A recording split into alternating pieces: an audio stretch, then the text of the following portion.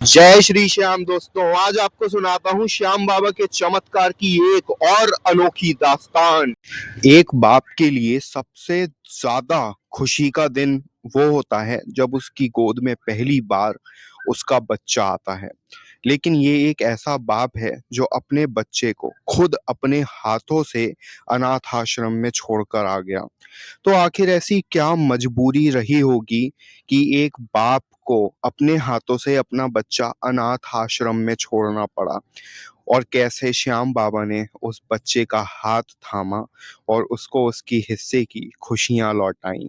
चलिए पूरी कहानी जानते हैं। ये कहानी है जयपुर के पास एक छोटे से गांव में रहने वाले मोहित, स्वाति और उनके बेटे अनुराग की।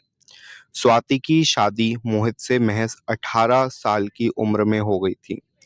मोहित व्यक्तित्व का ऐसा आदमी था जिसको स्वाति का किसी से बात करना, घर से बाहर जाना बिल्कुल भी पसंद नहीं था। वो आए दिन स्वाति से इसी बात के पीछे लड़ता रहता था। अगर स्वाति किसी से बात भी कर लेती थी तो ये चीज भी मोहित को बिल्कुल भी पसंद नहीं आती थी। मोहित चाहता था कि स्वाति हमेशा उसी के साथ रहे, उसी के साथ कहीं बाहर जाए, घर से बाहर बिल्कुल भी कदम ना रखे।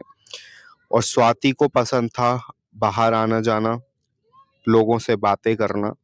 स्वाति अपनी सभी इच्छाओं को अपने मन में मार करके बैठ जाती थी, लेकिन ये चीज उसको बिल्कुल भी पसंद नहीं थी। ऐसे रिश्ते से स्वाति अंदर ही अंदर घुट रही थी। वो चाहती थी कि मैं कैसे भी करके इन बेड़ियों को तोड़कर बाहर निकल जाऊं और एक ऐसा जीवन जीऊं जहां पे मैं एक आजाद परिंदे की तरह उड़ सकूं। लेकिन मोहित उसको बांध करके ही रखता था। मोहित के कुछ और रिलेशंस भी चल रहे थे, एक्स्ट्रा मैरिटल अफेयर्स।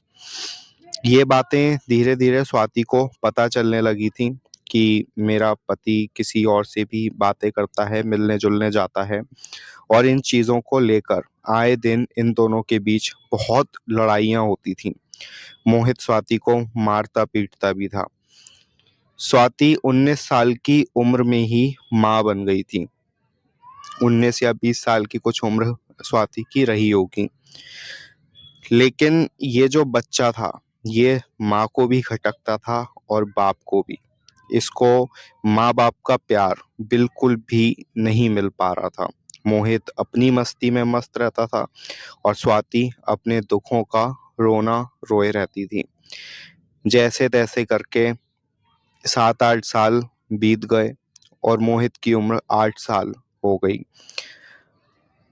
अब चीजें इतनी ज्यादा खराब हो चुकी थीं कि ना तो स्वाति मोहित के साथ रहना पसंद कर रही थी और ना ही मोहित स्वाति के साथ रहना पसंद कर रहा था। अनुराग अब 8 साल का हो चुका था। अनुराग ने जब से होश संभाला था उसने अपने प्रति ना तो अपनी माँ का प्यार देखा और ना ही बाप का। बच्चे जब बाहर खेलने चले जाते हैं तो माँ बाप को चिंता होती है कि कब वापस लौटेगा, कहीं चोट न लग जाए। लेकिन अनुराग के साथ ऐसा कुछ नहीं था। उसके माँ बाप को उसकी कोई भी फिक्र नहीं थी। वो जब तक चाहता था तब तक बाहर खेलता था, अपने मन से घर में आ जाया करता था। जो खाने को पड़ा होता था वही खा लेता था। उसकी इच्छा से कभी उसको खाने को भी नहीं मिलता था। वो अपने बाप से अपने मनपसंद खिलौनों के लिए लड़ाई भी नहीं कर पाता था। उनसे कुछ मांग भी नहीं पाता था क्योंकि उसको पता था कि मेरे पापा मुझे ये चीज़ नहीं दिलवाएंगे। उसकी माँ उसको ना अच्छे कपड़े पहनाती थी, ना कभी उसकी केयर करती थी। ऐसी जिंदगी अनुराग को भी अब बहुत ज़्यादा रूड लगने लगी थी। अनुराग अपने माँ बाप के प्रति इतना ज़्यादा प्रेम नहीं दर्शा पाता था जो कि एक बच्चे को अपने माँ बाप से होता है। उसको पता था कि मेरे माँ बाप को मेरी बिल्कुल भी चिंता नहीं है। एक रोज की बात है जब आसमान में बहुत सारे तारे जगमगा रहे थे। चांद की चांदनी इस धरती पर बिखरी हुई थी। आसमान मानो खुशियों से चहचहा रहा है। उस वक्त स्वाति अपने कमरे में सोई हुई थी और सोचा विचारी कर रही थी। दुखों का पहाड़ उसके ऊपर मानो टूट पड़ा हो। स्वाति के मन में बहुत ज्यादा बेचैनी थी, बहुत ज्यादा दर्द था अपनी खुद की जिंदगी को लेकर के। और अब ये चीज उस पे बर्दाश्त नहीं हो पा रही थी, बर्दाश्त की हद से बाहर थी। और स्वाति ने तभी फैसला लिया घर छोड़कर भागने का। और जब सब सोए हुए थे उसी वक्त स्वाति अपने घर से निकल गई और अपने बच्चे को अपने पति के पास ही छोड़ गई। अनुराग की सारी जिम्मेदारियां मोहित के ऊपर आ गईं और मोहित इन जिम्मेदारियों को उठाने के लिए बिल्कुल भी सक्षम नहीं था। उसको अनुराग का अपनी जिंदगी में होना एक कांटे के समान लग रहा था। वो अनुराग को हर समय ताने मारता रहता था कि तू मेरी जिंदगी का सबसे बड़ा कांटा है। और एक दिन मोहित ने डिसीजन ले ही लिया कि वो अनुराग को लेकर के एक अनाथ आश्रम में जा पहुंचा। और उसने अनाथ आश्रम में ही अनुराग को डाल दिया और उसको छोड़कर वहां से चला गया। अनुराग ये देख करके बहुत ज्यादा दुखी रहने लगा।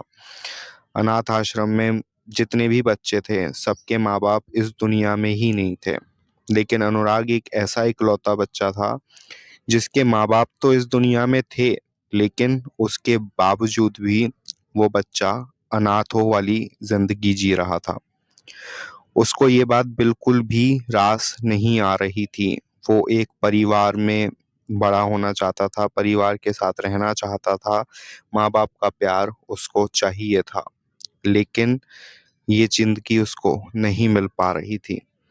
उसी अनाथ आश्रम में एक श्याम बाबा की मूर्ति स्थापित थी, जहां पर सुबह शाम सभी बच्चे इकट्ठे होते थे और श्याम बाबा की आरती किया करते थे।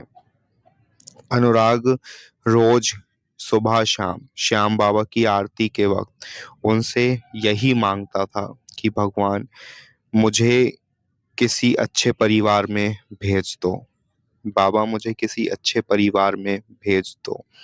वो अनाथ आश्रम था, वहां पर कुछ पेरेंट्स आया करते थे, लेकिन वो छोटे छोटे बच्चों को लेकर के जाया करते थे, गोद लिया करते थे। तो अनुराग ये चीज देखता था और उसको भी अब अंदर से ऐसा महसूस होता था कि काश मुझे भी इतना प्यार करने वाले कोई माँ बाप आए और मुझे भी अपने साथ ले जाएं। मैं यहाँ पर अब नहीं रहना चाहता। और वो सुबह शाम बाबा से बस यही मांगता, यही दुआ करता। एक दिन की बात है जब अनुराग वार्डन के पास ही बैठा हुआ था और वार्डन के पास किसी का फोन आया था। और अनाथ आश्रम का वो वार्डन फोन पे कुछ बातें कर रहा था खाटू श्याम जी के बारे में। कह रहा था बाबा की बहुत बड़ी कृपा है, जो भी खाटू जाकर अगर बाबा से सच्चे मन से कुछ भी मांग लेता है उसकी वो मुराद जरूर पूरी होती है। और तुम भी खाटू श्याम जी जरूर जाना, जो भी तुम बाबा से मांगना चाहते हो तुमको वो जरूर मिलेगा। और ये बात अनुराग ने सुन ली और अनुराग के मन में अब बस यही चल रहा था कि वो कौन सा दिन होगा जब मैं भी बाबा के दरबार में चला जाऊं और मैं भी बाबा से वहीं पर जाकर एक अच्छे माँ बाप मांगूंगा। मैं यहाँ पर नहीं रहना चाहता, यहाँ पर मेरा बहुत ज्यादा दम घुटता है। और एक रात जब सब सोए हुए थे तब अनुराग ने मन बना लिया कि मुझे अब यहाँ नहीं रहना और मैं खाटू जाऊंगा। अनुराग अनाथ आश्रम से निकल लिया रात में ही। कुछ कपड़े साथ में ले लिए और खाने के लिए जो खाना बना था वो उसने पहले से ही पैक करके रख लिया था रास्ते में खाने के लिए। और वो जयपुर के रेलवे स्टेशन पर जा पहुंचा। वहां पे उसने कुछ लोगों से पूछा कि खाटू जाने वाली ट्रेन कौन सी है। लोगों ने उसको बता दिया कि ये ट्रेन इतने बजे आती है, तुम इस पे चढ़ जाना। अब छोटा सा बच्चा था तो वो चढ़ गया और बिना किसी टिकट के वो रिंगस रेलवे स्टेशन पर जा पहुंचा। वहां से वो खाटू तक पैदल पैदल ही चलता रहा और बाबा के दरबार में पहुंच गया। वहां पर श्याम बाबा के उसने दर्शन किए और बाबा से बस यही मांगा कि बाबा मुझे एक परिवार दे दो। अब देखो श्याम बाबा की शक्ति का प्रकोप। ये बच्चा प्रार्थना करके एक जगह पर जाकर के बैठ गया जहां पर दूसरे छोटे छोटे बच्चे उनके माँ बाप कुछ मांग रहे थे, पैसा, कपड़ा। उसी जगह पर एक हस्बैंड वाइफ आए हुए थे जो कि काफी ज्यादा अमीर भी थे, बड़ी गाड़ी से आए थे और वो भी श्याम बाबा के दर्शन करके ठीक उसी जगह पर बैठे हुए थे। और ये लोग श्याम बाबा से एक बच्चा मांगने आए थे। ये वो कपल थे जिनकी शादी को 7-8 साल हो चुके थे, लेकिन इनके कोई बच्चा पैदा नहीं हो रहा था और ये इस चीज को लेकर बहुत ज्यादा दुखी थे और ये भी श्याम बाबा से यही प्रार्थना करने आए थे कि बाबा हमें एक औलाद दे दो। इनकी नजर अनुराग पर पड़ी। अनुराग उन मांगने वाले बच्चों में से कुछ हटके लग रहा था क्योंकि अनुराग कपड़े थोड़े ठीक पहना हुआ था और वो भीख नहीं मांग रहा था, लेकिन वो बहुत ज्यादा उदास परेशान बैठा हुआ था। तो ये देखकर उस लेडी को बहुत ज्यादा अजीब सा महसूस हुआ और उसकी अंदर से इच्छा हुई कि मैं इस बच्चे से जाकर बात करूं और वो अनुराग के पास जाकर बैठ गई। उसने अनुराग से पूछा कि बेटा तुम यहाँ पर कैसे बैठे हुए हो? क्या हुआ? तुम्हारे माँ बाप बिछड़ गए हैं क्या? कहीं कोई परेशानी है? मुझे बताओ। अनुराग की आंखों में सिर्फ आंसू थे। वो रोए चला जा रहा था और कुछ भी नहीं बोल पा रहा था। उसके मुंह से आवाज भी नहीं निकल रही थी। तब उसने अनुराग को हक किया, अपने गले से लगाया, उसको छुपाया और बोला कि बेटा ऐसा समझो कि मैं तुम्हारी बहुत खास हूँ। तुम मेरे को जो बताना चाहते हो बताओ, मैं तुम्हारी हर तरीके से सहायता करूंगी। तब अनुराग ने थोड़ा कंफर्ट फील किया और उनको अपनी सारी बातें बताई कि कैसे मेरे माँ बाप अलग हुए, कैसे मेरे बाप ने ही मुझे अनाथ आश्रम में छोड़ दिया और कैसे आज मैं श्याम बाबा के यहाँ पर दर्शन करने के लिए आया हूँ। अनुराग ने बहुत देर से कुछ खाया भी नहीं था। उस लेडी ने अनुराग को खाना खिलाया और कुछ पैसे भी दिए और वो लोग वहां से निकल गए। जब ये लोग खाटू से निकल करके कुछ दूर चले, 4-5 किलोमीटर आगे इनकी गाड़ी गई होगी, तब उसको कुछ बेचैनी सी महसूस हुई उन्हीं लेडी को। वो बहुत ज्यादा बेचैन होने लगी और अपने पति से गाड़ी रोकने को बोलने लगी। उनके पति हैरान हो गए कि अब क्यों रुकना है। बोली वापस से चलो, मेरा मन नहीं मान रहा। इनके पति बोले क्या हुआ, क्यों, क्या मन नहीं मान रहा? हम बाबा के दर्शन करके आए तो हैं, अब घर ही तो हमें चलना है। ये बोली नहीं, मुझे उस बच्चे के पास फिर से जाना है। मेरा मन नहीं मान रहा उसको यूं अकेला छोड़ने का। आप प्लीज गाड़ी वापस ले लो, आप गाड़ी मोड़ लो। अब जब वो इतनी ज्यादा रिक्वेस्ट करने लगी तो उनके पति को भी उनकी बात माननी पड़ी। उन्होंने गाड़ी वापस मोड़ ली और वो फिर से उसी जगह पर पहुंच गई जहां अनुराग बैठा हुआ था। और बाई चांस बाबा की ऐसी कृपा थी कि अनुराग भी अभी भी वहीं बैठा था, वो वहां से कहीं नहीं हिला। और वो औरत रोती रोती अनुराग के पास जाकर पहुंच गई और उसको फिर से गले से लगा लिया। बोली बेटा मैं बाबा से बच्चा मांगने आई थी और शायद बाबा मुझे तेरे रूप में ही एक बच्चा देना चाहते हैं। तू मेरे साथ चलेगा क्या? मेरे साथ रहेगा? हम तुझे अपने बेटे की तरह ही पालेंगे, हम तुझे अपने बेटे जितना ही प्यार देंगे और तू भी हमें ही अपना माँ बाप मान ले। बता, हमारे साथ हमारे घर चलेगा?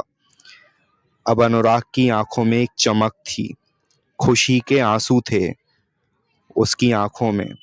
वो बाबा से जो मांगने आया था वो उसको मिल गया और ये दोनों लोग जो बाबा से मांगने आए थे वो इनको मिल गया। अपनी पत्नी की जिद के आगे उनका पति भी कुछ नहीं कर पाया, लेकिन वो भी आदत के बहुत अच्छे व्यक्ति थे, तो उन्होंने भी अनुराग को खुशी खुशी एक्सेप्ट कर लिया और वो अपनी बीवी की हाँ में हाँ मिलाकर अनुराग को अपनी गाड़ी में बैठाया और अपने साथ अपने घर ले गए। अनुराग को बहुत अच्छे स्कूल में एडमिशन कराया, उसको अच्छे कपड़े दिलाए, अच्छा खाने को मिला और सबसे बड़ी चीज जो अनुराग खुद चाहता था, उसको माँ बाप का असली प्यार मिला। ये बच्चा इतने नाजों से पल रहा था कि कोई राजकुमार भी क्या पलेगा। इसको जो जिंदगी चाहिए थी वो जिंदगी इसको मिलने लग गई और आज भी खुशी खुशी ये बच्चा इनके साथ रहता है और जो चाहता है वो इसको मिलता है। इसको बहुत अच्छे संस्कार भी मिलते हैं, इसको वो सब मिलता है जो ये अपनी जिंदगी में पाना चाहता है। दोस्तों, ये होती है श्याम बाबा की कृपा, बाबा का चमत्कार, बाबा का जादू। जो एक बार सच्चे मन से खाटू चला जाए उसकी इच्छा जरूर पूरी होती है और बच्चों से ज्यादा सच्चा मन तो किसी का हो ही नहीं सकता। और इस तरीके से बाबा ने इसकी सारी मुरादें पूरी कर दी। जय श्री कृष्णा, जय श्री श्याम, राधे राधे।